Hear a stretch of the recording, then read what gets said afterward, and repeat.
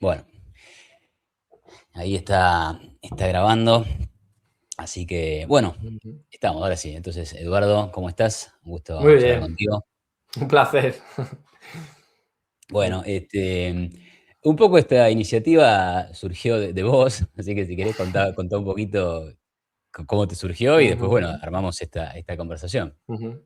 Sí, pues nada, muy rápido porque de la teoría monetaria moderna se habla muy poco o al menos menos de lo que a mí me gustaría y yo en las redes sociales pues proponía a diferentes personas como Juan Ramón Rayo y otros por ahí que hiciésemos un debate al respecto porque siempre salían algunas afirmaciones de esta corriente de pensamiento que son muy fácilmente caricaturizables y que interesaría profundizar en ellas, pero claro, en las redes sociales como la de Twitter o X, pues no se puede hacer. Entonces, es como carne de cañón para atacar. Yo proponía hacer un debate, un diálogo, así, algo distendido para que se pudiera conocer, porque si no, por ejemplo, muchos seguidores de Juan Ramón Rayo u otros, pues acaban teniendo una idea mal entendida sobre lo que es la teoría monetaria moderna. Entonces, proponiendo a la gente, si estaba interesada en hacer un debate o un coloquio o hablar sobre ello, ahí apareciste tú. Así que yo la verdad que te agradezco tu predisposición para que charlemos, porque yo siempre pienso que siempre que se haga con educación, esto solo puede traer cosas positivas, ¿no?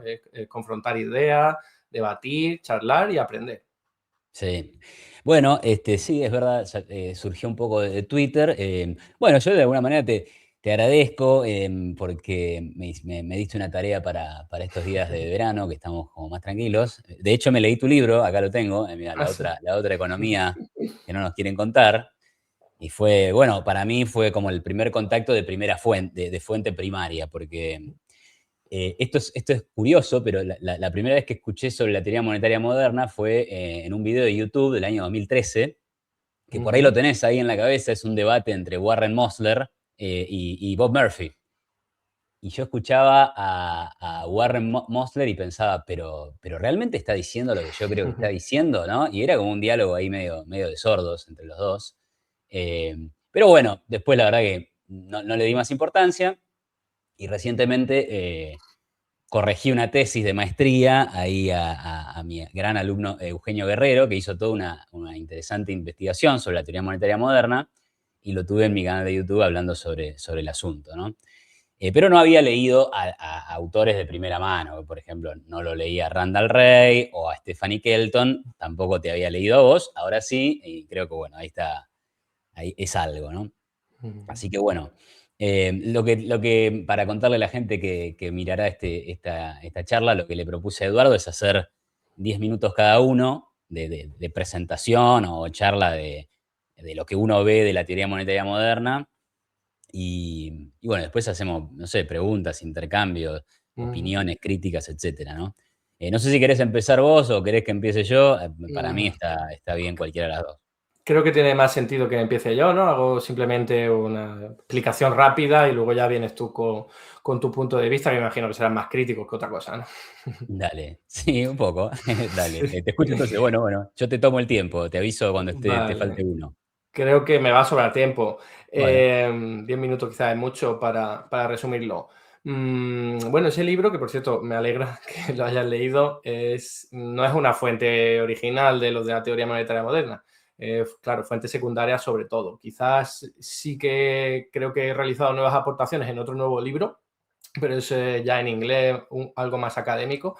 En cualquier caso, si yo tuviese que definir la teoría monetaria moderna, la haría basándome en lo que yo recogí en ese libro, que sería un nuevo enfoque de teoría económica que nace en los años 90 y además es curioso porque no nace desde el mundo de la academia, sino que nace de la mano de Warren Mosler, que es un inversor financiero, un broker con muchas capacidades para hacer dinero porque es multimillonario y él se dio cuenta simplemente por cómo funcionaban los mercados financieros que lo que aparecía en los manuales de economía convencionales no se correspondía con la realidad que él estaba viviendo. Entonces, empezando a investigar y a estudiar y poniéndose en contacto con otros académicos como Randall Wright o Bill Mitchell, se dio cuenta de que todo estaba al revés o mal contado. Y ahí es cuando empiezan a teorizar sobre la teoría monetaria moderna y su premisa fundamental, que es la que parte todo el paradigma o la ontología convencional, esa cosmovisión que suelen tener todos los economistas, es que el dinero no es una criatura del mercado, no sería como una aparición espontánea y descentralizada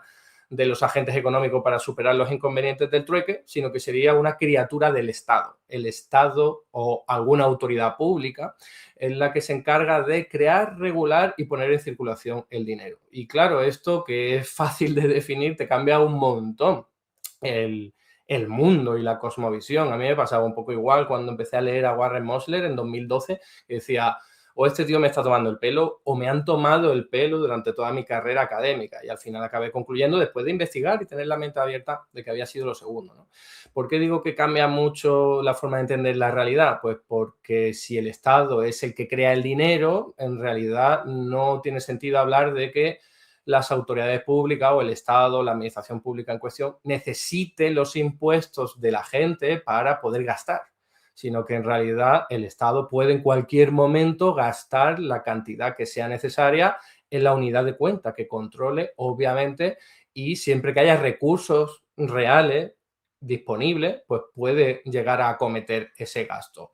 Por lo tanto, los Estados no tienen ningún tipo de limitación financiera, pueden gastar todo lo que esté a la venta en su propia moneda, en la moneda que se controla, obviamente, un Estado con soberanía monetaria, y los impuestos sí tienen valor y tienen una importancia fundamental, pero no es la que siempre se nos ha contado que sería el Estado necesita recaudación para luego poder gastar, sino que sería, oye, el dinero que crean los Estados no tiene valor intrínseco, es simplemente una anotación contable, un pasivo financiero del Estado, y la forma de darle valor es obligar de forma coercitiva, por la fuerza, a la gente a que pague impuestos en esa moneda. Eso es lo que obliga es a la gente a ponerse en funcionamiento, ponerse en marcha, remangarse para trabajar y conseguir dinero de alguna forma y atender a esa obligación tributaria. Y eso, de alguna forma, es lo que explica que primero el Estado esté inyectando el dinero en la economía de alguna forma, el gasto público, déficit público concretamente, y luego está la recaudación tributaria, porque nadie podría estar pagando impuestos en una moneda que todavía no se ha creado, porque el único que la puede crear es el Estado.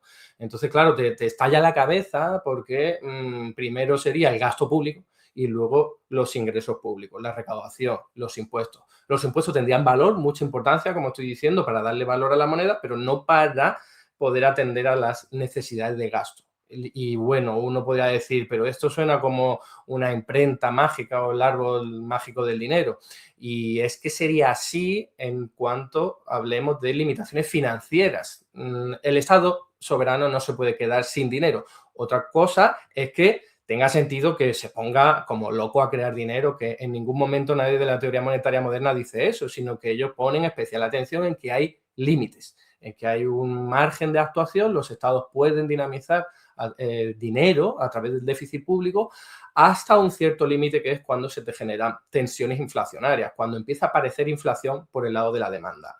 Entonces, parte de la teoría monetaria moderna, desde su trabajo, consiste en delimitar e identificar cuál es ese punto, cuál es ese límite, y acaban concluyendo que es cuando se llega al pleno empleo con la capacidad productiva de la economía a pleno rendimiento. Por decirlo de forma llana, sería mientras hay una economía debilitada, enfriada, en la que hay empresas que tienen 10 máquinas, pero ponen 7 máquinas en funcionamiento, puede dinamizar la actividad económica porque acabarán poniendo la octava máquina y la novena máquina e incluso la décima máquina en funcionamiento, contratando a gente por el camino, y de esa forma no subirían los precios, porque el empresario ganaría, obtendría rentabilidad simplemente aumentando la cantidad de productos vendidos, no necesariamente aumentando el precio. Claro, aquí tiene que ver también la competencia, tiene que ver también con la regulación del mercado, un montón más de elementos, pero al fin y al cabo sería, desde la premisa de la teoría monetaria moderna, el Estado tiene que dinamizar toda la cantidad de gasto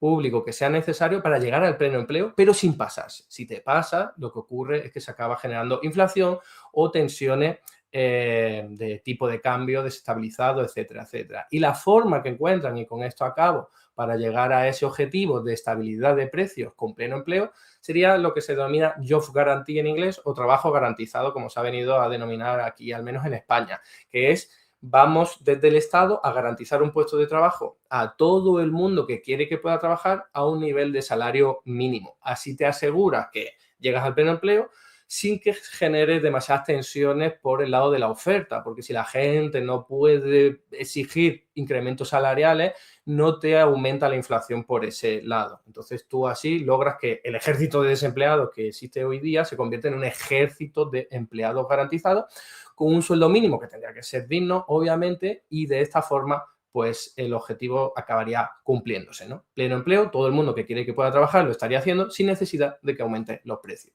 Básicamente, resumiría así la teoría monetaria moderna. Muy bien, bueno, está muy bien, te ha sobrado tiempo. Y bueno, lo que comentás está bien en tu libro, está bien escrito y descrito todo esto que decís. Así que bueno, si te parece, empiezo con mi parte. Voy a proponer la presentación porque me parece que me va a ayudar y va a ayudar a los que vean, ¿no? Bueno, son las 10, vamos 10 minutos, así que a lo sumo terminaré al minuto 20. Yo el punto que voy a hacer no es que la teoría monetaria moderna es un disparate o que están todos locos, que podría ser, pero mi punto en realidad va a ser que no hay mucho de nuevo en esta teoría monetaria moderna que se presenta como algo un poco revolucionario y que en realidad hace grandes promesas que o bien tienen poca relevancia práctica una vez que se hacen las aclaraciones pertinentes, digo, los propios autores hacen estas aclaraciones, vos o tomando lo que dice Ray y otros, ¿no? Entonces se acota mucho el campo de acción de esta teoría, ¿no? Entonces, digamos, bueno, esto no es relevante, pero fíjense, en términos de promesas, digamos, estos son extractos de tu libro, ¿no? Me gusta la primera parte, ¿no? El potencial de la teoría monetaria moderna es que le da solidez y rigor a las propuestas políticas de izquierda y las hace perfectamente viables. O sea, perfectamente viable, bastante ambicioso el objetivo de viabilizar las propuestas de la izquierda. Luego, como vos decías, ¿no? El dinero es una criatura del Estado. Entonces, dado que el dinero es una criatura del Estado, que yo no me voy a meter a discutir eso, no vamos a hablar de Menger, aunque si querés después sí lo hablamos, pero no me parece el tema central. Vos decís, o la teoría monetaria moderna supone que dado que el dinero lo creó el Estado, entonces, claro, los impuestos no sirven para financiar el gasto público, porque el gasto público puede ser financiado con esta criatura creada por el Estado, que dado que el Estado emite, no necesita pedir dinero para cubrir el déficit fiscal. Después esto de que el déficit público termina aumentando el ahorro en vez de reducirlo, cosa que va a contramano de lo que todo economista estándar diría, que es que existe algo llamado efecto de desplazamiento, ¿no? Pero en ese tema no me parece meterme ahora. Y la última gran promesa es que como vos sos un Estado que emite dinero, podés evitar la quiebra siempre que quieras, ¿no? Recién Eduardo hablaba de no hay restricciones financieras, podríamos hablar de no hay restricciones nominales, ¿sí? Es decir, si vos emitís la moneda de tu país y te endeudaste en la moneda de tu país, nominalmente no tendrías restricciones para evitar la quiebra, porque siempre podrías emitir y cumplir nominalmente tu compromiso. Creo que cuando Eduardo habla de financiero, estamos hablando de nominal y financiero parece ser lo mismo, pero después lo podemos aclarar. Entonces saben los inversores que siempre van a cobrar nominalmente, o sea, me debías 1.000 pesos, te pago los 1.000 pesos. Después, si con esos 1.000 pesos no te compras ni un caramelo, bueno, es otro debate, ¿no? Entonces estas son algunas de las grandes promesas que hace esta teoría, pero después aparece una primera aclaración, ¿no? Entonces, primero que acá hay una distinción entre estados que son emisores de dinero y estados que son usuarios del dinero. Para ponerlo en sencillo, Ecuador es un estado usuario del dinero porque no emite la moneda que usan en su país. Ecuador es un país que se ha dolarizado, entonces se usa el dólar. No puede emitir la moneda que usan los ecuatorianos. Es el mismo caso de España. España no puede emitir soberanamente euros. Antes podía hacerlo porque tenía la peseta, ahora no. Y lo mismo, qué sé yo, la provincia de Córdoba en Argentina, digamos, no puede emitir los pesos porque eso depende del Banco Central Argentino. Entonces, esto hace que vos no seas un estado emisor de dinero, sino que seas un estado usuario del dinero. Y es interesante el textual de Eduardo, yo no sé si esto lo dicen tal cual Randall Wright o Warren Mosler y demás, pero que básicamente si sos un estado usuario del dinero, te tenés que comportar como se comportan las empresas y las familias. Y esto es, digamos, yo suelo ver mucho economista heterodoxo que le parece horroroso comparar a los estados con las empresas y las familias, pero vos sí decís que si vos no sos un estado emisor de dinero y sos un estado usuario del dinero, entonces sí enfrentás las mismas restricciones que enfrentan las familias y las empresas, ¿no? Entonces ahí está la primera distinción, usuario del dinero versus emisor de dinero. Pero a los emisores de dinero, digamos, como podría ser la Argentina o como podrían ser los Estados Unidos, aparece en la teoría monetaria moderna una especie de subcategoría, que es la de un emisor de dinero que tenga soberanía monetaria plena. Entonces, para tener soberanía monetaria plena, tenés que ser emisor de dinero, tenés que ser emisor de tu propia moneda, y ahí me meto en los bullet points que se ven acá en este PowerPoint. Tenés que tener un tipo de cambio completamente flexible y libre. ¿Por qué? Bueno, porque si suponemos que estamos dentro del patrón oro, y no, vos no podés emitir todos los dólares que querés, porque en definitiva tenés un límite derivado de la paridad fija que te pusiste con el oro, ¿no? Y lo mismo, supongamos, en el caso de la Argentina con el tipo de cambio fijo de los años 90, y bueno, había una restricción legal y había una restricción, bueno, técnica tal vez podríamos decirle, creo que Eduardo coincidirá, de que, bueno, que si emitías mucha más base monetaria de las reservas en dólares que tenías, eventualmente ibas a tener un problema. Entonces, es necesario para tener soberanía monetaria plena no tener tu moneda atada a la de ningún otro país. Y por último, no tener endeudamiento en moneda extranjera. ¿Por qué esto es importante? Porque si, por ejemplo, un país X tiene una deuda de, digamos, 10.000 millones de dólares, pero emite pesos, sucre, peseta, etcétera, la realidad es que si no tiene esos 10.000 millones de dólares, entonces puede ocurrir el caso de que quiebre, porque no va a poder enfrentar esos vencimientos de 10.000 millones de dólares que tiene la deuda. Así es como está explicado en el libro de Eduardo. Me parece que ahí por ahí, a una nota a pie de página, faltarían algunos mecanismos de por qué. O sea, yo puedo tener una deuda de 10.000 millones de dólares y emitir pesos, y emitir todos los pesos que sean necesarios para comprar los dólares e ir a pagar la deuda. Lo que pasa es que eso tendría algunas consecuencias que ya analizaremos, ¿no? Ahora, dado esta restricción que los mismos autores reconocen para darle el estatus de soberanía monetaria plena a algunos estados, y recordemos que acá están fuera de la película cualquier estado subnacional, o sea, ningún estado subnacional puede tener este estatus, porque para empezar no emiten su moneda propia. Hay que sacar a todos los países que tienen tipo de cambio fijo. Hay que sacar a todos los países que tengan algún tipo de banda para el tipo de cambio, como sería la Argentina actual. Y hay que... Listo, ya está. Ahí sacamos esos países. Por otro lado, hay que sacar a los países que no emitan su propia moneda. Ecuador, toda la zona de la eurozona. Y hay que sacar a los países que no tengan, o sea, que tengan alguna deuda en moneda extranjera. Los ejemplos de... Ahí está, esto ya lo dije. Los ejemplos que Eduardo pone en el libro que cumplen estas restricciones son Estados Unidos, Australia, Japón, el Reino Unido y Suiza. Entonces, no sé, yo, acá por ahí esto es poco académico, le pregunté a ChatGPT, ¿cuáles son los países? Decime 3 países, decime todos los países del planeta que cumplan con esas 3 condiciones. Y la verdad es que más o menos dio los mismos resultados. O sea, supongamos que ampliamos el universo a 10 países, supongamos que hay 10 países y no son solo 5. Estamos hablando de países que representan el 2,5% del mundo.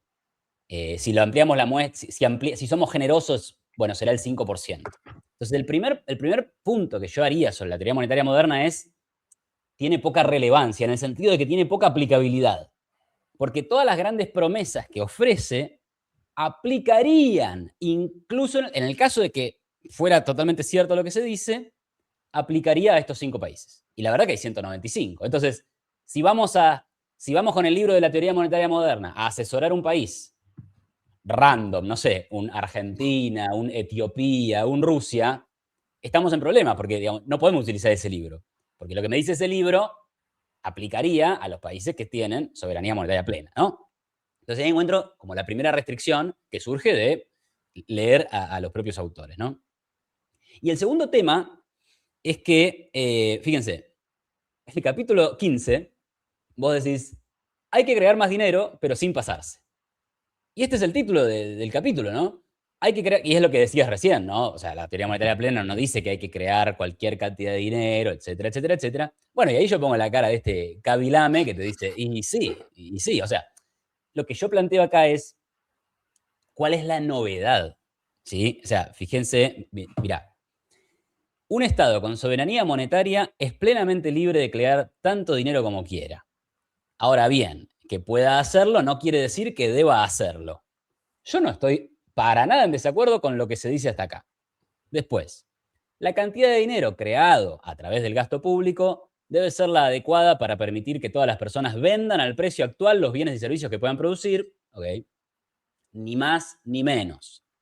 Si creo menos, de este nivel se produce desempleo y desinflación, y crear más de ese nivel produce inflación. Entonces, mi pregunta es, ¿cuál es la diferencia entre esta idea que dice hay una cierta cantidad de bienes, hay una cierta cantidad de dinero? Si creo demasiado dinero respecto de esos bienes que tienen que venderse al precio actual, va a haber inflación, porque es diferente de lo que alguna vez dijo Milton Friedman. La causa directa de la inflación es demasiado dinero en relación a la producción. O porque es diferente a lo que hoy cualquier banco central tiene en su carta orgánica, que es básicamente, queremos tener una inflación baja y estable, y básicamente todo banco central dice queremos evitar la deflación. O sea, no me meto en el debate de si está bien tener deflación o no, solamente digo, el corpus teórico mainstream también no le gusta la deflación. Y creen entonces que el Banco Central tiene un rol en evitar la deflación, o sea que hay que crear cierta cantidad de dinero que evite la caída de precio, ¿no? Pero tampoco tanta para que no sea demasiado alta, ¿no? Y lo segundo es esto, o sea, esto es el libro de Francisco Mochón Morcillo. Acá en Argentina es muy famoso Mochón, porque el manual que se usa para estudiar en la universidad es el de Mochón y Becker. O sea, es un argentino, se llama Víctor Becker, y entiendo que Francisco Mochón Morcillo es español, pero por ahí es argentino y no lo tengo claro. Cuando empiezan a hablar de macroeconomía, digo, la síntesis keynesiana, y esto es economía 1 o economía 2, o sea, no son cursos como introductorios, dicen, bueno, la oferta agregada de la economía tiene 3 tramos. Creo que me pasé del tiempo. Me pasé del tiempo, ¿no? Ya estoy en el 22. Bueno, ya cierro.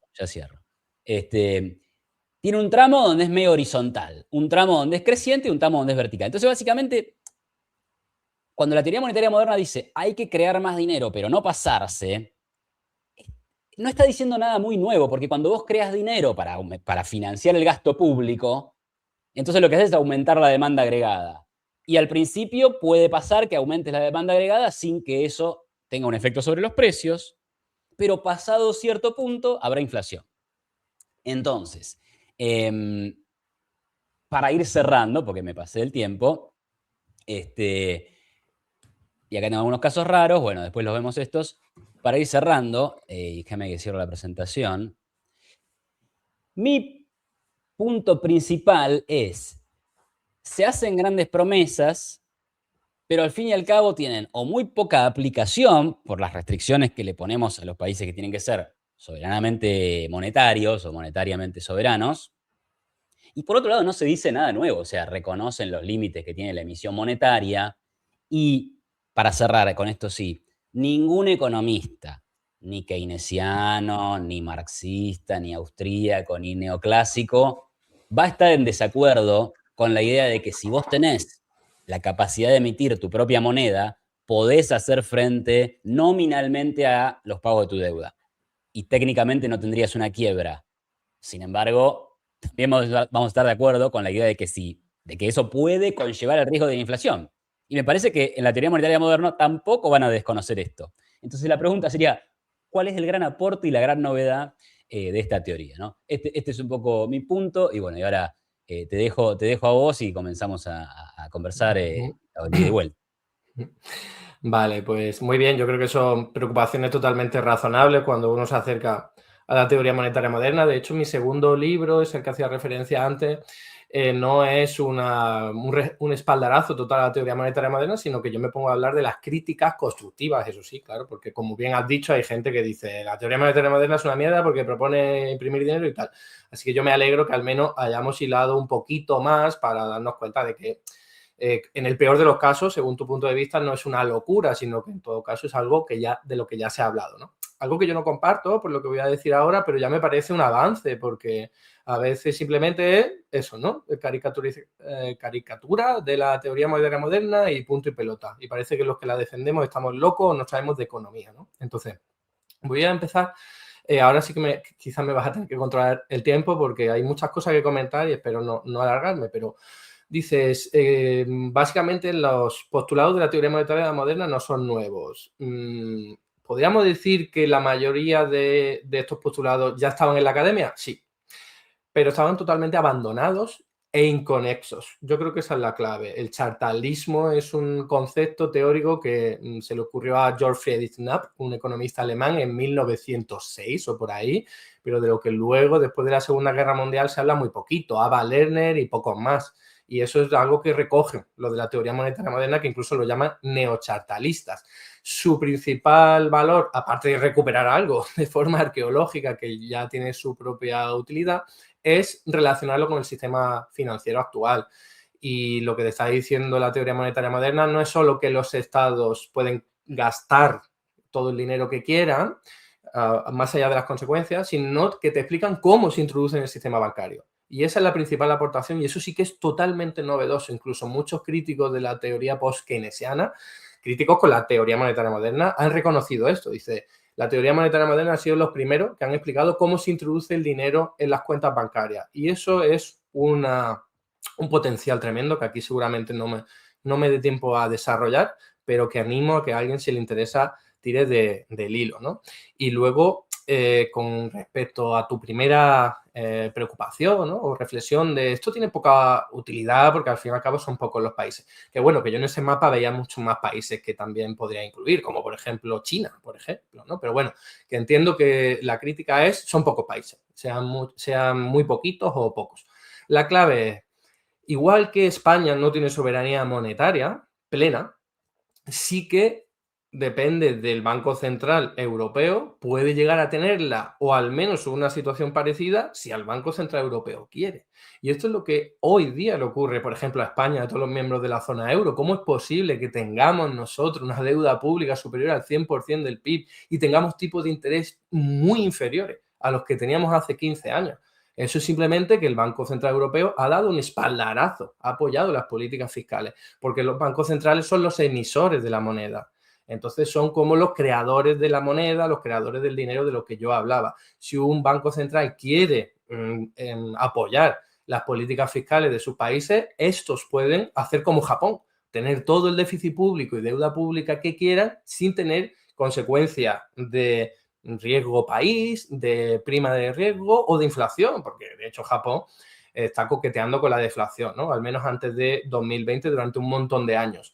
Esto lo que te quiere decir es que la teoría monetaria moderna te está diciendo, en términos teóricos, esta es la situación ideal, tener un Estado con soberanía monetaria. ¿Que no la tienes? Pues oye, ya estabas hablando, Iván, de cómo asesoramos a un país. Alguien va a Argentina, ¿cuál sería la recomendación que le haría? La primera sería impaga buena parte de la deuda que tengas en dólares, porque si no eso te va a tener agobiado y asfixiado toda tu vida. Lo segundo sería mantén un tipo de cambio flexible para que no te obligues y te aten las manos.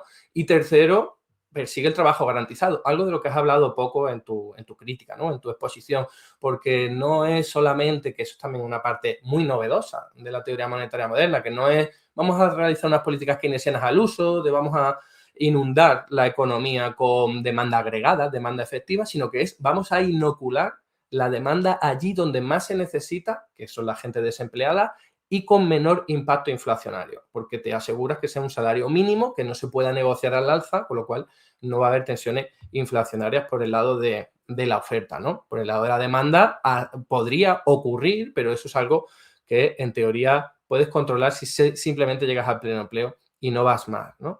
Además, también una crítica que yo incorporo en mi libro último es que hay una jerarquía de monedas. Esto lo reconoce la teoría monetaria moderna, pero me parece que le falta el factor político, que eso sí lo incorporan más los del análisis marxista. Ellos te dicen, oye, Estados Unidos tiene el privilegio exorbitante de crear dólares y que no pase nada, aunque ahora Donald Trump se lo esté cargando poco a poco, porque básicamente impone la utilización del dólar por la fuerza.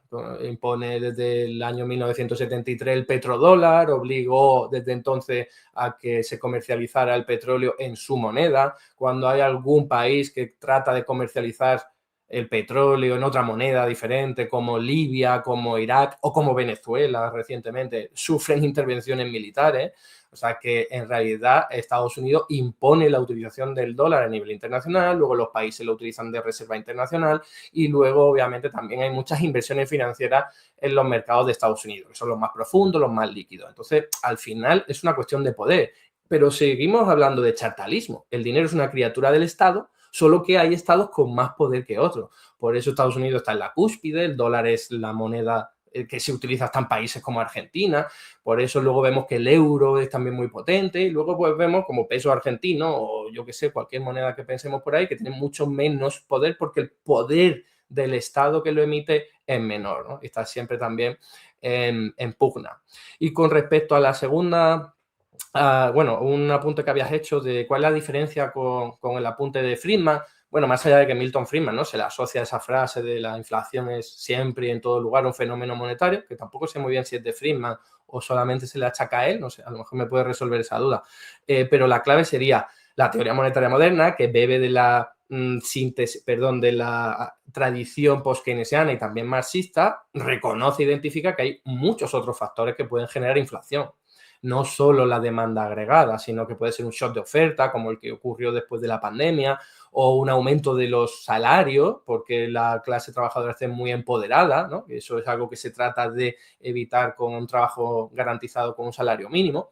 Entonces, la diferencia con Milton Friedman sería, por un lado, esa. Por un lado sería, oye, la inflación te puede aparecer por 1000 motivos diferentes. Y la segunda es que creación de dinero no es lo importante.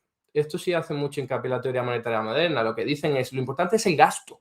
Porque si un banco central, como ocurrió desde el año 2008, se pone a crear ingentes cantidades de dinero a través de la expansión cuantitativa para comprar bonos, eso no es gasto. Eso es simplemente estás inyectando dinero en las cuentas bancarias de los fondos de inversión correspondientes. Pero hasta que ese dinero no acabe aterrizando en la economía real, hasta que no se gaste, no te puede generar inflación. O yo que sé, otra alternativa es gente recibiendo dinero y no lo gasta, porque lo ahorra, porque tiene miedo del futuro. No te va a generar inflación. O si lo utilizas para devolver una deuda, ¿no?, pagar una deuda que tenías contraída. Ahí tampoco hay gasto. Todo eso jamás te va a generar inflación.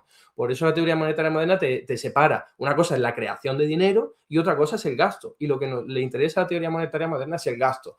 Cuánto se gasta y sobre todo en qué se gasta. Porque las políticas keynesianas al uso son inflacionarias por definición, porque lo que haces es estimular demanda agregada, construcciones de infraestructura pública y entonces hay empresas que dicen, pues mira, voy a contratar a quien necesite.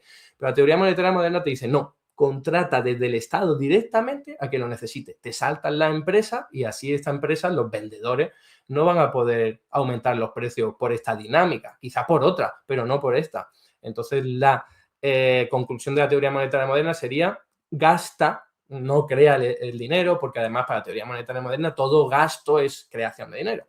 Por lo tanto, te dice gasta dinero allí donde sea más necesario y donde menos inflación te vaya a generar. Eso es una diferencia fundamental con la síntesis neoclásica que ponían, ¿no? Y me queda una cosilla por comentar, sí, y ya termino, que sería lo de la quiebra nominal, que dices, ¿qué aporta? Porque todos podemos estar de acuerdo en que evidentemente un Estado con soberanía monetaria puede hacer frente a todos los pagos en términos nominales. Y yo digo, vale, pero ese es el debate que hay hoy día. Es decir, yo no me he encontrado a ni un político en todo el mundo que diga, podemos crear todo el dinero del mundo que queramos, pero hay límites inflacionarios. Ni uno. Todos siempre dicen, no tenemos dinero. No tenemos dinero para educación, para pensiones, mi ley lo dice, y no es lo mismo. Yo sé que cuando tú, Iván, pues ya has estudiado esto o has leído un poco, eres capaz de discernir cuál es el debate interesante, pero no es poca cosa decir, oye, la pregunta fácil de responder no es precisamente la de dónde sale el dinero, porque eso es fácil, porque el dinero se crea a libre voluntad y sin restricciones financieras. La pregunta difícil de resolver es si eso se puede utilizar para dinamizar la actividad económica, crear empleo sin generar desequilibrio financiero. No solo inflación, sino también de devaluación de la moneda. Pero es una pregunta diferente y es un debate diferente. Es un debate que precisamente la teoría monetaria moderna trata de abordar. Le parezca bien o mal a la gente, es eso lo que está poniendo en el centro del tablero. Te está diciendo, oye, que se puede crear todo el dinero del mundo que quiera. Y ya es un cambio de espectro. Ya no estás obsesionado con me falta dinero. No, ahora la pregunta es, tengo todo el dinero del mundo que quiera, ¿cómo lo utilizo sin generar inflación? Termino con lo siguiente. En la Segunda Guerra Mundial, en Estados Unidos, aumentaron los impuestos no porque necesitaran recaudación, sino porque no querían que el dinero que le quedaba a la gente lo utilizaran para comprar productos que cada vez escaseaban más por culpa de la economía de guerra. Y también hacían campañas de propaganda para que la gente comprara bonos del tesoro para que no los pudieran gastar, para que no gastaran los dólares. Al final estaba todo orientado, muy bien orientado, para que no se genere inflación por el lado de la demanda. La recaudación no les importaba. De hecho, uno de los bancos centrales en 1946 de Estados Unidos, que se llama RALM, que es difícil de decir, hizo una declaración y un texto, un comunicado, diciendo los impuestos para recaudar han quedado obsoletos, porque ya lo entendían. Lo que pasa es que todo ese conocimiento de alguna forma se acabó perdiendo, se acabó malinterpretando, ¿no? A ver, sobre esto último que decías, ¿no? Al final, cuando un político dice no podemos hacer esto porque no hay plata, no está siendo justo o honesto o realista con las restricciones técnicas existentes, porque en realidad sí hay y sí se puede emitir. Pero yo diría que cuando alguien responde que no hay plata, en realidad está como haciendo una frase resumida, pero que ya contiene todas estas aclaraciones que vos le querés hacer. Como por ejemplo, mirá, sí es verdad, hay plata, yo podría emitir, pero si emito demasiado se me va a escapar el tipo de cambio. O si emito demasiado me voy a quedar sin reservas. O si emito demasiado tendré inflación. Entonces, claro, en un debate más informal o en el Congreso, por ahí digo, miren, no hay plata, hay restricciones de recursos, hay restricciones de recursos reales. Por eso, claro que nominalmente no hay ninguna restricción de ningún tipo, que igual sí las hay, y ahí me parece interesante planteártelo como pregunta, ¿no? Porque, en definitiva, y hay otra pregunta que es como para hacerte, porque vos decís, y en el libro también lo vi, todo gasto ya es creación de dinero. Y en alguna parte del libro se dice algo así como, es absurdo hablar de que el Banco Central financia el déficit. Todo gasto o todo déficit ya está financiado, pero pará, porque en España y en Argentina funciona igual, o sea, los presupuestos públicos se hacen antes de la existencia del gasto, y en el presupuesto público aparece si existe o no un déficit. Entonces, no es falso que hay que financiar ese déficit, en primer lugar, ¿no? O sea, lo tiro como pregunta, pero quería volver a lo anterior, ya se me mezclaron las ideas. Digamos, bueno, nada, eso, digamos. Gastar ya es emitir dinero, no. Esto. Justamente mencionaste Japón, vamos a este tema. En Estados Unidos también están subiendo las tasas de interés de la deuda pública, ¿no? Y esto podría ser una crítica a la teoría monetaria moderna, pero también ustedes tienen la manera de sacársela de encima. La crítica a la teoría monetaria moderna de que suben las tasas en Estados Unidos o que están subiendo las tasas de interés de la deuda en Japón es, y bueno, los inversores perciben que esta deuda no se va a poder pagar, está aumentando el riesgo de quiebra, entonces están vendiendo los bonos y eso hace que suba la tasa de interés. Y uno diría, no, pero pará, estamos hablando de Japón, estamos hablando de Estados Unidos, que pueden emitir su propia moneda, que son soberanamente monetarios, entonces este miedo no debería existir. Bueno, pero el miedo existe, entonces, ¿cómo responde la teoría monetaria moderna a eso? Bueno, sí, podrían responder diciendo, no es que existen restricciones técnicas, Estados Unidos puede emitir todos los dólares que tenga ganas, Japón puede emitir todos los yenes que tenga ganas, pero hay restricciones autoimpuestas que ha impuesto la política. Claro, es una buena manera de sacarse encima el problema. La pregunta relevante es, ¿por qué se autoimpusieron? ¿Por qué de repente apareció una Reserva Federal que dice, no pienso comprar de manera directa títulos públicos, y supongo que el Banco Central de Japón tendrá alguna restricción del mismo estilo, ¿no? Digamos, la idea de que el Banco Central tiene que ser independiente del Poder Ejecutivo tiene que ver con esto, o sea, voy a evitar ponerme una restricción para financiar los déficits fiscales porque quiero evitar el riesgo de la inflación. Entonces, ¿cómo respondes a esos temas, ¿no? Porque además justo hablaste de Japón y demás. ¿Te respondo a esto último simplemente? ¿Sí? ¿No? Sí, sí, ¿Entiendo? sí. Vale. A ver, fíjate que si la preocupación de verdad de los bancos centrales fuera eso, de no voy a dinamizar mucho gasto público, financiar mucho déficit público porque se genera inflación, entonces, ¿qué sentido tiene las reglas fiscales actuales? Las reglas fiscales actuales no te dicen, deja de gastar cuando haya mucha inflación. No te dicen eso. Te dice, no puedes superar no sé qué porcentaje del déficit público sobre el PIB. No se puede superar no sé qué porcentaje de deuda pública sobre el PIB. Hay que tener superávit primario, como quiere mi ley y tal. Son reglas mal orientadas, incluso aceptando las premisas convencionales. Si el Banco Central está preocupado por la inflación, que gaste todo lo que sea necesario y bien orientado mejor hasta que se genere la inflación. Pero es que yo sé que desde Argentina se ve de otra óptica, pero en España no hemos tenido inflación preocupante desde hace décadas, salvo los años posteriores a la pandemia. Y sin embargo hemos tenido un Banco Central asfixiando a los estados. ¿Por qué? Incluso en la Reserva Federal, que hice un vídeo hace poco y tengo los datos recientes. Desde 1973, la Reserva Federal ha subido los tipos de interés 11 ocasiones hasta 2020. Y en ningún momento la inflación estaba generando problemas. En ningún momento la inflación estaba totalmente plana durante más de 30 años. ¿Cómo es posible? Porque a la Reserva Federal no le importa la inflación. Esa es la realidad, eso es un discurso. Estamos hablando de una tecnocracia. Pero recordá que antes del crack del 2008, la inflación para los Estados Unidos era alta. Estaba alrededor del 6 o del 5% anual, cuando el objetivo es 2. Ahí ese dato me lo acuerdo. La verdad que después del 2009 no sé si estaba muy alta o si por ahí lo que estaban Bajó viendo al cero, bajó era el futuro. prácticamente al cero. Pero bueno, un Ahora, 6% es que no es nada. Lo que quiero decir no, es bueno, que o sea, es poco al lado de la Argentina, pero si tú tenés un objetivo de 2 y la inflación es 6, bueno, claramente estás por encima del objetivo y tampoco es pero, que es. pero, Tampoco la, es que, pero o la, sea, o sería discutible ahí cuán negativo para la actividad económica es un 6% de inflación o no, es más discutible que un 12, pero, ok, sigue siendo un problema. el O, caso o es sigue siendo un que problema desde el punto de vista de las autoridades monetarias. O sea, Chile también tiene 3% de inflación como objetivo, creo que Brasil anda por el 5%, países de la región, de nuestra sí, región, es arbitrario totalmente. ¿no? Sí, tendrá que ver un poco con la historia, pero fíjate que más o menos la idea es baja y predecible.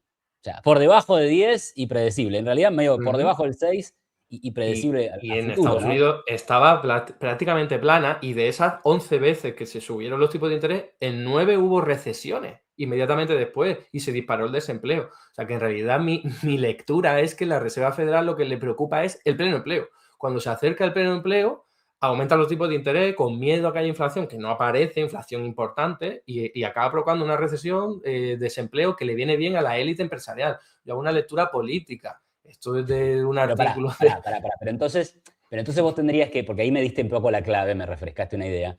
Vos tendrías que decir que la mayoría de los manuales de macroeconomía están hechos para la élite empresarial. Porque en realidad, claro, justamente si te Eso pasás es. del pleno empleo, según la teoría convencional, ahí empieza a haber presiones inflacionarias. Con lo cual tendría lógica, desde el punto de vista del mainstream, que el Banco Central de los Estados Unidos vea que la economía está medio pleno empleo y empiece a subir los tipos de interés por las dudas, ¿no? Pero O no, sea que pero por las tendría dudas, sentido, desde el punto de vista de lo que todos vamos a la universidad y lo vemos, digamos. O pero sea, no es no, en realidad, disparatado. no, lo disparatado es aumentar los tipos de interés cuando en realidad no hay inflación y solamente tienes expectativas. Y además las tiene el Banco Claro. Central, porque los indicadores de expectativas no aumentan. O sea que en Ok. realidad no están siguiendo ni su propia regla. Y no les viene mal el pleno empleo por lo del miedo a la inflación, sino les viene mal porque la clase trabajadora está más empoderada. Porque cuanta más gente hay trabajando y menos gente en el desempleo, más poder de negociación tiene. Y eso es lo que no Ok. quiere la clase empresarial. Por eso, para Entiendo, mí, entiendo. los bancos centrales son organizaciones antidemocráticas y pensadas para la élite. Vos sabés que en un libro está el famoso libro de Piketty, El Capital en el siglo XXI, y después tiene un libro muy cortito que se llama La economía de las desigualdades, ¿no? Donde creo que compila algunos artículos. Vale. A Piketty lo debes conocer bastante, supongo que te debe gustar. ¿Te gusta No Piketty? mucho, ¿eh? Ah, ok, ok. Yo quería citar a alguno de tu equipo, pero no, lo que dice Piketty es, no se puede negar que el poder adquisitivo de los trabajadores, creo que dice algo así, se ha multiplicado como por 10 en la era del capitalismo, ¿no? Entonces también hay que ver eso, digamos. Yo, el primer gráfico que tenía para mostrar que me lo salteé es antes de 1995, o sea, antes de que la teoría monetaria moderna fuera una cosa siquiera, ya había una gran brecha entre países ricos y países pobres, y los países ricos habían multiplicado su PIB per cápita por, suponete, no sé, 7 veces, desde los 1800, ¿no? Entonces, evidentemente, algo habían encontrado. Ahora, ¿qué pasa cuando un país aumenta por 7 o por 9 o por 8 su PIB per cápita? Bueno, evidentemente a los empresarios le va bien, pero también le va bien a la clase trabajadora. O sea, un trabajador en un país desarrollado gana 5 o 6 veces más en términos reales, en términos de lo que puede comprar, que un trabajador en un país pobre. Entonces, digo, lo que voy es, me suena raro esto de, no ven que en realidad que lo que quiere la Fed es castigar al trabajador y no empoderarlo. O sea, el sistema capitalista por sí mismo empodera al trabajador, pero igual creo que ahí nos vamos del tema. Yo voy a preguntarte algo concreto. ¿Por qué los países, o por qué existen estas restricciones institucionales? Vos decís, no hay restricciones técnicas a la emisión monetaria. Eso es una justa descripción, ¿verdad? Yo coincido con eso. No hay restricciones técnicas a la emisión monetaria. ¿Por qué pensás que hay restricciones institucionales? O sea, ¿por qué los bancos centrales se ponen estos límites? Y te traigo un hecho histórico. Cuando se abandona el patrón oro en el año 70 y algo, ahí en Estados Unidos, el mundo empieza, digamos, creo que ahí empieza esta mayor libertad para emitir dinero, ¿no? Y sin embargo vamos a un periodo de mucha más inflación. Y hasta que no llega Volcker a los Estados Unidos, la inflación no baja. ¿No pensás que tiene que ver un poco con eso? El hecho de que entonces aparecieron restricciones institucionales para evitar el problema de la inflación. Sí, pero eso no quiere decir que sea bueno, porque es lo que ocurre ahora en Argentina, que en Argentina ahora haya menos inflación, no es bueno, porque está la capacidad económica deprimida por políticas orientadas hacia eso. Entonces hay gente que hace una lectura de que bien, no hay tanta inflación como antes, pero mi lectura es, joder, no hay tanta demanda agregada como antes y hay gente que lo está pasando peor que antes. Y eso ocurrió después de 1971 también, porque los estados dicen, ocurriría antes, ¿no? Que los estados dicen, tengo solo que gastar toda la cantidad de dinero que pueda en función del oro que yo tenga, que por cierto, luego sabemos que se saltaban esas normas cuando les venía en gana, ¿no? Y Estados Unidos es el primero. Entonces, después de eso es como, oye, carta libre, vía libre para poder gastar más dinero. Y obviamente eso te genera mayores tensiones inflacionarias, aunque bueno, en los años 70, 71 que fue cuando se suprimió esto, hasta el 73 no vemos que aumente la inflación y fue por el cártel de la OPEP con todo el conflicto entre Israel y Egipto. Entonces es una cuestión de nuevo de shock de oferta, que no vimos más inflación galopante hasta 2021 en los países grandes como Estados Unidos. Entonces sí en otros como Brasil, Corea del Sur, pero era algo que le exigía su crecimiento económico. O sea, los países que más inflación han tenido en las últimas décadas han sido, exceptuando el caso de Argentina, seguramente, de los que más han crecido. Por ejemplo, Brasil y Corea del Sur. O sea, en sus épocas de crecimiento económico exacerbado tienen mucha inflación, pero es que es parte del juego y yo estoy dispuesto, yo prefiero eso, prefiero que haya una inflación del 20%, del 30%, insisto, que es lo que ocurría en esos países, si se está desarrollando la economía y si la gente más o menos no pierde capacidad económica. Lo prefiero eso a lo que tenemos hoy día, que es obsesión con muy poca inflación a costa de tener un montón de gente desempleada. Quizás nos estamos alejando un poco de la teoría monetaria moderna, pero por responderte a la pregunta y termino rápido, decía, ¿por qué entonces restricciones fiscales? Que ya digo, están mal orientadas, mi tesis doctoral va sobre eso, ¿por qué se orientan al déficit público? No se deberían orientar a la inflación, pero ¿por qué? Yo lo tengo claro, aparte de lo que he dicho, de que hay un interés de la élite en que no haya pleno empleo, está también que quieren achicar al Estado, porque cuanto más pequeño sea el Estado, más posibilidad de negocio van a poder hacer los competidores en el sector privado. Si hay menos seguridad social, menos protección social, menos pensiones públicas, los planes privados de pensiones pueden ganar más dinero. Si hay menos educación pública, las empresas de la educación van a poder hacer más dinero. Lo mismo con la sanidad, lo mismo con todo. Para mí es una cuestión ideológica. Pero a ver, pará. Primero, es verdad que... ¿Cuánto es la tasa de desempleo en España hoy? 9,8. 9, okay, parecería ser una tasa alta, aunque respecto al promedio histórico no sé cuán alta es. Pero en Estados Unidos estaría muy cerca del pleno empleo. Yo no sé si es 4% la tasa, llegó a ser 3%. O sea, Estados Unidos sí sería una economía que está muy cerca del pleno empleo. Entonces eso por un lado. O sea, si vamos a evaluar lo que pasa en países soberanamente monetarios, bueno, ahí hay pleno empleo. Ahora, dado que existen restricciones monetarias para financiar los déficits públicos, entonces ahí sí tiene sentido que haya restricciones fiscales, porque como vos mismo decís, y la teoría monetaria parece también decir, si vos no tenés acceso a la emisión monetaria, te comportás como una empresa y como una familia. Y si entonces hasta en Estados Unidos no se puede ir a la impresora de billetes porque la ley dice que no se puede, que te puede gustar o no, pero digamos que ese es el estado de las cosas, entonces sí tenés que recaudar impuestos para gastar y sí tenés que endeudarte para incurrir en déficits fiscales. Por lo tanto, tiene completo sentido que pongas un límite al gasto, al endeudamiento, al déficit, a la deuda, etcétera, ¿no? O sea, no viene por ahí la cosa más que esto que, desde mi punto de vista, parece ya un poco teoría conspirativa de que los grandes poderes, como quieren tal cosa. O sea, ¿no te parece al menos que tiene lógica económica lo que planteo? Pero es porque estás aceptando esa premisa de que tiene que haber un Banco Central independiente y que haya restricciones monetarias. Y por lo tanto también eso lleva ¿Y por aparejado qué, que haya por qué restricciones pensás que fiscales. Pero yo no acepto la premisa.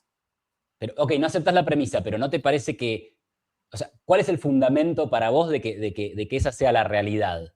De que eso sea lo que más o menos algunos países encontraron como una receta para no tener tanta inflación. O sea, te podría volver a repetir lo mismo. Es una cuestión de poder, una cuestión de lucha de clases, una cuestión de no queremos darle importancia al Estado. Yo recomiendo a los que vean este vídeo que lean un artículo de Michal Kalecki de 1946 que habla de la cuestión política del pleno empleo. Y ahí es que explica a la perfección cómo a la élite empresarial, a la clase capitalista, no le conviene que haya pleno empleo. No le conviene Bueno, pero en tampoco que el Estados Estado Unidos sea hay pleno empleo. grande para llegar al pleno empleo. Pero en Estados Unidos hay pleno empleo. Pero ¿Por es qué un hay pleno pleno. empleo si no le conviene a la élite capitalista? No sé en Japón también el desempleo es bajísimo. A ver, Acá tenemos 6%, dentro de todo bastante bajo. No ha llegado mucho más bajo con Cristina Fernández de Kirchner. en Estados Unidos, con las cifras oficiales, que es el U6, que eso es muy cuestionable, o el U3, y yo utilizaría el U6, la tasa de desempleo atendiendo a otros criterios, hay gente que está obligada a encontrar un puesto de trabajo porque si no, no tiene seguro médico. Si no, no tiene ningún tipo de protección social. En España, ¿por qué hemos tenido una tasa de desempleo del 20% durante un montón de tiempo? Pues porque estamos cubiertos. En el desempleo no nos morimos de hambre, no nos morimos si nos da una apendicitis. En Estados Unidos sí. Entonces la gente trabaja en lo que puede, cobrando una mierda, cobrando una miseria. Entonces cuando Pero uno no cobran calcula una bien mierda la si tasa. cobran 7 veces más que en cualquier país subdesarrollado. O sea, No. O sea, es pero que me hablas del promedio a lo mejor, pero mira y bueno, claro, o las sea, capas de la población. una persona con un mal trabajo en Estados Unidos gana mucho más que una persona con un mal trabajo en Argentina o en Perú o en Ecuador. O sea, Depende para, esos son para datos. los precios de su país, ¿no? De hecho, las tasas de pobreza y los salarios precarios en Estados Unidos son de los más altos, mucho más altos que cualquiera de la Unión Europea. O sea, Estados Unidos es un país muy, muy desigual. Eso lo vemos en todos los indicadores. Y lo que estaba diciendo es que si tú calculas bien la tasa de desempleo allí en Estados Unidos, te acaba dando un 10%. Y me estoy refiriendo a gente que trabaja a tiempo parcial, pero con eso no llega a fin de mes y querría trabajar a tiempo completo, o gente que no busca un empleo porque directamente está excluido de la sociedad. Ok, está, pero para el caso habría que encontrar, digamos, U6, bueno, habría que encontrar la medida U6 para Europa, para Japón, para otros países, como para hacerlo Igual. comparable, y probablemente lleguemos a la conclusión de que el que menos tiene el que menos desempleo tiene es Estados Unidos, pero por los estándares de los institutos estadísticos, tanto de Estados Unidos como de otros países, la realidad es que en Japón y Estados Unidos da desempleo muy bajo. Entonces, si hay una élite financiera que en realidad no le conviene el pleno empleo, bueno, no sé, tendrían que estar haciendo otra cosa, ¿no? No, Em, pero vuelvo a lo mismo. En Estados Unidos hay pleno empleo, entre comillas, porque la gente está obligada a trabajar porque si no se muere. Entonces, eso te explica que sean salarios pará, muy bajos. pero Es lo que quieren. pero esa es una realidad, pero no te creas que es muy distinto en un país como la Argentina, que no tiene posibilidades de ofrecer esa red. O sea, en cualquier lugar del mundo, si no trabajás, o sea, estás destinado o a la dependencia o a realmente vivir una calidad de vida muy mala. Entonces, Ujú. como estar obligado, estás obligado por la Eso es el realidad material de capitalismo. las cosas. Ahora, Ese es el el problema es que capitalismo, claro. el sistema productivo genera la demanda de trabajadores, ¿no? Ese es el problema. O sea, ya sabemos que, digamos, a ver, en la crisis del 2008, el desempleo, por la misma vara que estaba hablando, llegó como al 10%, ¿no? Bueno, pero igual la gente estaba obligada a trabajar, pero sin embargo estaba en el 10%. Entonces estaba en el 10% porque el sistema productivo no absorbía esa cantidad de trabajadores. Pero, o sea, yo te haría a ti la pregunta, Iván, de por qué te opones o te opondrías a que un Estado garantizase empleo en condiciones dignas a todo el mundo que quisiera y pudiera trabajar. De hecho, en Argentina en el año 2001 hubo un plan parecido, plan jefe y jefa, que llegó a 2 millones de personas. La idea es hacer eso a todo el mundo que quiera trabajar. Si el Estado Bueno, tiene potencial económico para hacerlo, lo que no podemos hacer es cruzarnos de brazos y decir que la gente tenga que sufrir el desempleo y la pobreza. no, me opondría por dos motivos. El primero es, de forma muy resumida, porque no hay plata, a pesar de todo lo que hemos charlado. O sea, no hay recursos reales para garantizar. Porque, a ver, corramos el llamado velo del dinero. Al final, podríamos pensarlo en términos de, bueno, a ver, sí, yo te voy a pagar 500 euros. En realidad, cuando te digo yo te voy a pagar 500 euros, te estoy diciendo te voy a pagar el desayuno de acá al día 30, te voy a pagar un sistema de salud de acá al día 30, te voy a pagar tu alquiler de acá al día 30. O sea, estamos hablando de recursos reales, estamos hablando de bienes Ujú. materiales. Entonces, bueno, la realidad es que no existen todos esos bienes para dar una red de trabajo garantizado mínimo. Entonces, lo primero sería eso. O sea, y si vos querés hacerlo a través de la emisión monetaria y del gasto público, va a tener problemas de inflación, o problemas de deuda, o problemas de tipo de cambio, o problemas de reservas, etc. O sea, las restricciones existen. Y esa creo que es la ley fundamental de la economía, ¿no? O sea, existen las restricciones, existe la escasez. No, no sé. Pero Iván, ¿no Pará, ves que es... sí. perdona. No, no, el segundo punto es este. O sea, vos decís, vamos a poner el gasto del gobierno en aquel sector que es el más necesitado, que es donde hay desempleo. Y ahí me parece que choca una visión, digamos, voluntarista de lo que es necesario y no, versus una visión económica de lo que es necesario o no. En tu libro decís, en realidad el trabajo garantizado va a ir a algo que es muy necesario, que son las tareas medioambientales. Bueno, mirá, desde mi entendimiento de las cosas, las tareas necesarias las demuestra el mercado. O sea, el mercado con su sistema de precios dice, esto es muy necesario. Por ejemplo, ¿cuánto se le paga a un ingeniero químico que, bueno, no sé, $50.000 por mes? Ok, eso es muy necesario. Entonces, lo necesario lo muestra el mercado a través del sistema de precios, no lo muestra el Estado viendo cifras de desempleo. O Es sea, que eso no. eso haría, de hecho, una enorme asignación ineficiente de recursos, porque pondría recursos de la economía a trabajar en cosas que no se necesitan. Entonces, ahí mi objeción ya tiene que ver con la eficiencia en la Pero, asignación de recursos. O sea, por eso pero esas no, son mis objeciones con la idea del trabajo garantizado. sí, lo entiendo, es una cosmovisión muy diferente de la mía, pero aquí viene mi contrarréplica. No hay nada más ineficiente que el mercado. No puede ser. En España, por ejemplo, nos encontramos como gente que se dedica a la ciencia, si no tiene una beca del Estado, no puede dedicarse a eso. Y las becas del Estado pagan muy poco. En cambio, una joven de 20 años se puede dedicar a OnlyFans y se hace millonaria si tiene suerte. Eso es el mercado. ¿Eso es eficiente? Yo creo que no. Yo creo que lo ineficiente es dejar a 1 millón o 2 millones de personas, como ocurre en España, sin trabajar. Porque dicen, no hay dinero, cuando sí hay dinero, cuando es un recurso real, la fuerza de trabajo, que tenemos un montón de gente con manos, piernas, con capacidades para generar riqueza y generar utilidad. dar un masaje a otra persona, eso ya es economía, porque estás ofreciendo un servicio a alguien y estoy Obvio. tirando por Bueno, algo muy hacer OnlyFans cómico para que se también. pueda ver. ¿Eh? Hacer OnlyFans también es economía, provee un servicio, la gente lo consume. O sea, Sí, pero vos ¿es tenés una eficiente mirada de la pagarle 100.000 eficiencia. veces más OnlyFans que investigación contra el cáncer? Bueno, Creo que a ver, no. pero eso no necesariamente siempre es el caso. O sea, hay ciencia, hay científicos, hay ciencia muy bien paga, hay ingenieros muy bien pagos, entonces hay gente que se dedica, hay físicos muy bien pagos, hay gente que encuentra lugar en el sector privado y gana mucho más que otras profesiones. Ahora, eh, OnlyFans, el fútbol americano, los deportes, no sé, la actuación, no solo tiene que ser porno, la actuación en Hollywood. Alguno podría pensar lo mismo que vos. ¿Cómo puede ser que Denzel Washington haya cobrado tanta plata por determinada película y este Ujú. señor que se dedica a investigar las células? Y bueno, ok, pero eso Para no, mí eso no no es es eficiencia. eficiencia es, bueno, a ver, ¿qué es lo que está demandando este mercado?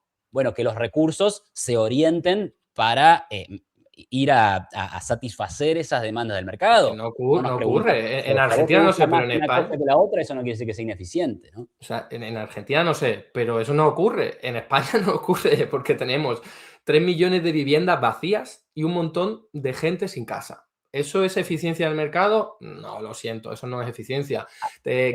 ¿Cuál la investigación que has dicho que se paga? Sí, es verdad, hay farmacéuticas que pagan muy bien a sus investigadores para que elaboren productos pensados para gente adinerada, por obesidad, por cirugía estética, no para enfermedades que son fácilmente tratables en la mitad de África, en el centro de África, porque no tienen capacidad económica. ¿Eso es eficiencia? Pues para el Bueno, mercado sí, pero no es eficiencia social ni sanitaria, es una barbaridad. no, pero a ver, primero que sí, es eficiencia para el mercado, pero en segundo lugar, miremos la expectativa de vida, incluso en países pobres, como puede ser África, y todo eso ha venido mejorando, o sea, vacuna, medicamentos, antibióticos. No es verdad que la medicina existe solo para los ricos, o sea, la calidad de vida, o sea, hemos multiplicado la población mundial de 1.000 millones a 8.000 millones en los últimos 200 años. China, ¿no? China, país históricamente pobre, hoy ha cambiado sustantivamente. Por supuesto que acá tampoco vamos a coincidir, pero yo diría, bueno, si España o Europa en su conjunto tienen problemas de desempleo, tal vez no haya que buscar la solución en crear demanda agregada o crear dinero o crear gasto público, sino tal vez haya algún problema en términos de regulaciones, en términos de incentivos, y lo que hay que hacer es liberar esos mercados y permitir que demanda y oferta se ajusten. Y luego si hay un problema de viviendas sobrantes, tendrán que ajustarse el precio de las viviendas.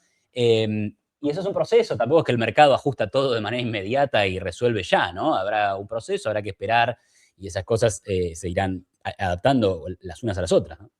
Pero, Iván, lo que tú llamas mercado, al fin y al cabo, son empresas, son agentes económicos reuniéndose para hacer compraventas, ¿no? Y ofrecerse servicios y tal. Ahí las que tengan más dinero van a ser las que manejen el cotarro. Yo decía, ¿qué sentido tiene? O sea, hablabas de que ha mejorado las condiciones de vida en África, ¿no? Que mucho menos que en cualquier otro sitio, pero bueno, pero no ha sido por el mercado precisamente, ha sido porque se habrán realizado políticas de desarrollo industrial, políticas de desarrollo económico, pero no empresas farmacéuticas que hayan dicho voy a ponerme a dedicar un montón de recursos míos para no hacer negocio y mejorar la vida de esa gente. Eso no es así. Si no tienen rentabilidad, no lo van a hacer. Entonces, el mercado es la lógica de la rentabilidad. Si te sale Obvio. rentable, lo haces. Si no, no. Yo lo que querría es cambiarlo para que haya una lógica social. Si consideramos que un investigador tiene que estar mejor pagado que una de OnlyFans o un actor y tal, pues que lo sea. Y sobre todo, que estamos, ¿verdad?, quizás desviándonos mucho, pero sobre todo es, si hay gente en el desempleo que quiere y que puede trabajar, hay que garantizarle un puesto de trabajo.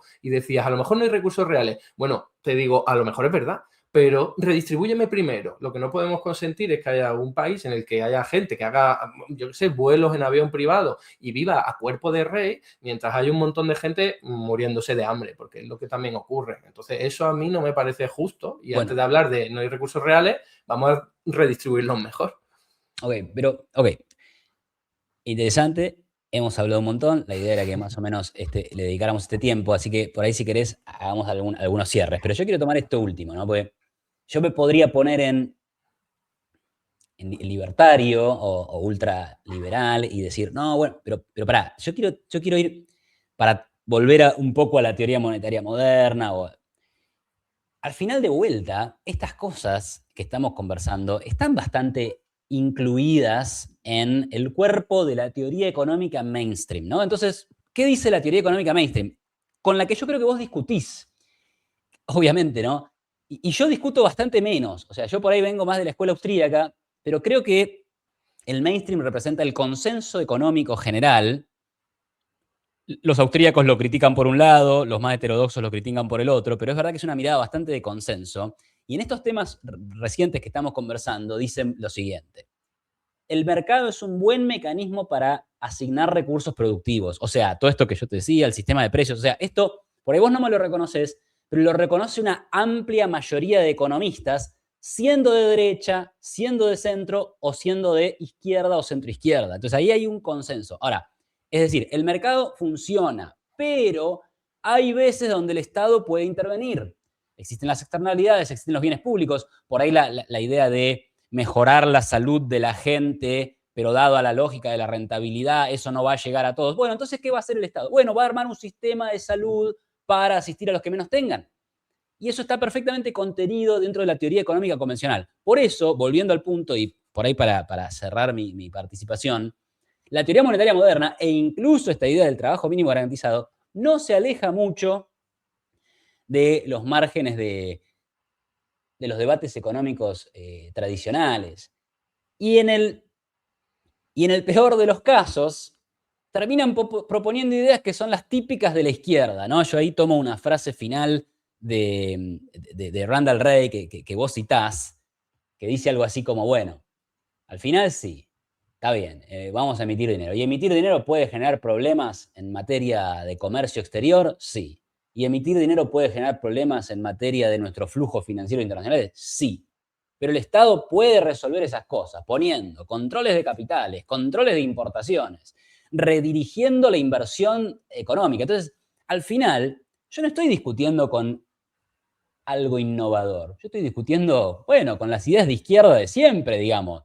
Emitir, poner precios máximos, restringir las importaciones, dirigir la inversión. Bueno, es la misma discusión de siempre. Mercado, por mi lado, a favor de la economía de mercado, y por otro lado, gente que está a favor del intervencionismo, de las regulaciones excesivas, y que desde mi punto de vista al menos hay un montón de eventos empíricos que demuestran que esas cosas realmente no funcionan y que son remedios peores que la enfermedad. Así que bueno, esto sería un poco mi forma de cierre y bueno, te dejo a vos para la tuya.